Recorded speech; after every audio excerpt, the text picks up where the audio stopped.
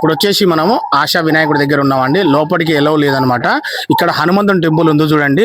మీరు కరెక్ట్ గా ఈ ఆశా వినాయకుడిని చూడాలనుకుంటే మన మీరాఘాట్ నుంచి పైకి వస్తుంటే వృద్ధాదిత్యుడు ఉంటాడు. వృద్ధాదిత్యుడు పక్కనే ఈ యొక్క హనుమంతుని టెంపుల్ ఉంటుంది. హనుమంతుని టెంపుల్ లోపల బ్యాక్ సైడ్ ఆశా వినాయకుడు కనబడతాడు. దర్శించుకోండి. లోపలికి ఎలవ్ లేదనమాట. ప్లీజ్ ఏమనుకోవద్దు. విశాలాక్షికి వెళ్ళే దారి కూడా ఇదే అనమాట. ఒకసారి చూడండి. చెట్టు చూపి అడ్డం అడ్డం. ఇప్పుడు నెక్స్ట్ వచ్చేసి సృష్టి గణపతిని మనం చూపించబోతున్నామండి. అయితే ఇది చాలా మందికి కనపడదు, అందుకోసమే వేరే చూడండి ఒకసారి. శుక్రేశ్వర మహాదేవ్ టెంపుల్ అది. అన్నపూర్ణ భోజనశాలకు పక్కనే శుక్రేశ్వర మహాదేవ్ టెంపుల్ ఉంటుంది. అన్నపూర్ణకు వెళ్ళే దారి అనమాట భోజనశాలకి. శుక్రేశ్వర మహాదేవ్ నుంచి ఒకసారి చూడండి. ఇక్కడ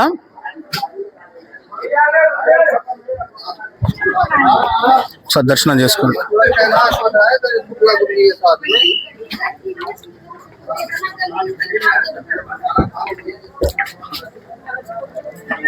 రండి నెక్స్ట్ గణపతి దగ్గరికి వెళ్దాం.